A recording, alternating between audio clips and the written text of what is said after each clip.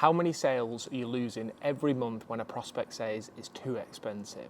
I've spent almost the last decade in sales, building sales businesses from the ground up, and in that time I've developed a proven process to help handle objections and ultimately close more deals. Today I'm going to show you how to overcome an objection that's one of the most common ones out there, and ultimately it's going to be killing so many of your sales if you don't know how to handle it properly. So the most common thing that most closers do when they're given a price objection is usually they'll either waffle on about how good the product is or why it's worth that amount of money, or they might go straight in and start offering discounts and price plans and that sort of thing. Ultimately, that's one of the worst things that you can do, and I'm sure if you've done that on a sales call, you already know that. Often when presented with a price objection, it's not actually about the money, and you've got to ask the right questions to navigate this in the right way to ultimately understand what is in fact holding the prospect back and allow them to step into a mindset of resourcefulness, not focusing on just the resources they have at hand. So let's get into it. But before we do, just remember that an objection isn't necessarily a rejection.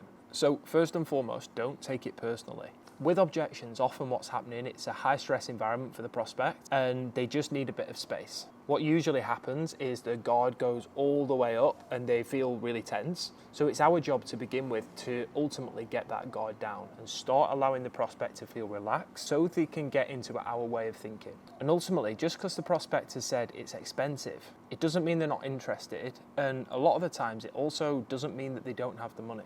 I handle objections using a framework that I've developed, and I call it the C.A.R.E framework, C.A.R.E. So the C stands for clarify. It's in this section where we're going to get the prospect to ultimately clarify their belief in the solution, because that's the most important thing. Do they believe what we offer can get them the result they're offering? And why do they think that? And allow the prospect to feel like it's completely normal to have these feelings right now, but let's try and overcome them together. So when given an objection like it's too expensive, the first thing we want to say is, sure, I understand. People don't usually come to us because they're flooded with cash, but do you actually believe what we do can help you to get you to where you want to go? Because that's the most important thing, right? And they'll say, yeah, I do. And we will say, oh, but why though? Why do you feel that way? We do this to clarify the prospect's belief in the solution. Because ultimately, if they definitely believe we can get them to where we want to go, that's a really good standing point, and we're allowing them to remind themselves why this is a good idea. Next, we get onto the A of the C.A.R.E framework, and this stands for ask and isolate. So during this section, we're going to be asking questions to try and pinpoint what the actual objection is, because often it's too expensive isn't really the objection. We need to understand in what way is it expensive, have they actually got the money, or have they literally not got the money to hand right now? It's in this section that we actually gain that understanding, and it's only once we've pinpointed the objection through our questioning that we can reframe and help them come to a different way of thinking. So we might want to ask a question like, so is it a case that you literally don't have the funds right now and you're going to go away and figure out how? Or is it a case that you do have the funds, you're just wondering whether you should? This is a how versus should question, and this will split in our minds whether the objection is going to be fear-based, because if they have the money but they're not sure if they should, we know there's maybe some fear at play. But if they say they literally don't have the money right now and they need to go and figure out how, we know it's a logistical objection, and we'll deal with these two different styles of objection completely different. So it's important that we pinpoint, and that's what this phase of the objection handling framework is all about. Or an alternative there, we might say, so in what way does it feel expensive for you? Now we come on to the R section of the C.A.R.E framework, and R stands for reframe. Now I want to be clear here, there is 100 ways that you can reframe someone's way of thinking. It all depends on the responses that you're given. How we reframe is purely based on context, and it is also based on what the prospect said much earlier in the call, but I'm going to give you some examples, some scenarios that you could potentially use just so you get into this way of thinking. Ultimately, the reframe section of this objection handling framework is all about getting the prospect into your way of thinking and allowing them to maybe view something from a different perspective. So an example you could use here, if someone believes a product or a service is expensive, we could quite simply ask, well, is that a symptom or a cause? And they will probably say, what do you mean? And you'll say, so you feeling like this is expensive, is that a symptom or a cause? So they might be confused about this question, so we'll explain. So not being able to afford something is a symptom, but what's the cause of that? And they might say something like, well, I'm not rich, I don't have that kind of money, I don't have that sort of disposable income. And from there, we might want to say, can I make a suggestion? Well, ultimately, the reason that you feel like this is expensive for you right now is because you don't have the money. But what do you feel the reason is that you don't have the money right now? And they will respond, well, it's because of my skill set, or it's because of my career. And you'll go, yeah, exactly.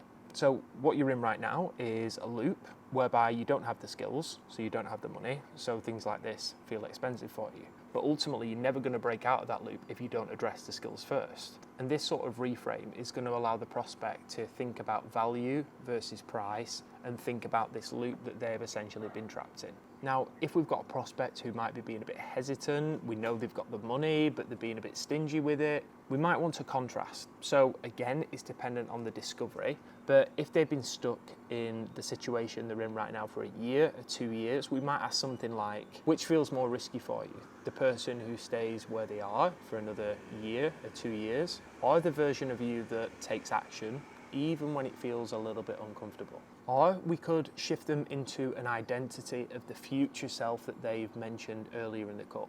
And we might say, when we look at this version of you, the one that's lost all this weight, or the one that's earning X, Y, Z, do you feel like they focus on the resources at hand, or are they resourceful enough that if they make a decision and they want something, they'll do anything to make it happen? This allows them to feel the weight of enacting and step into the identity of the person that they want to be. Ultimately, like anything, the decisions that we make have got us to where we are right now. So we might have to change the way that we make decisions in order to get where we want to go. And these reframe sections are just allowing the prospect to see that, giving them your perspective and essentially helping them do something that you know is right for them. But as I mentioned earlier, it all comes down to context, and it comes down to what was said earlier in the call. And finally is E. E stands for empower with action.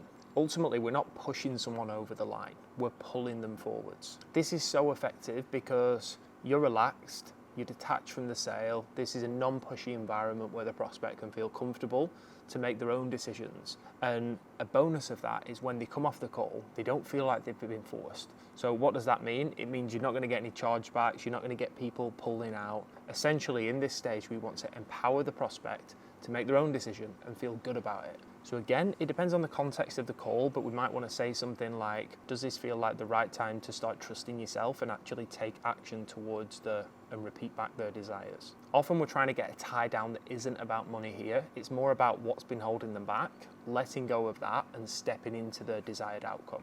And once we have that tie down of a decision, then we move on to the logistics of taking payment from there. All right, so I've got more sales videos dropping soon, so subscribe to the channel. And I'm also going to be doing a video about the several different kinds of objections and how you can handle them. So you might want to go ahead and hit that subscribe button. And if this one helped, you're quite welcome for that. Sayonara.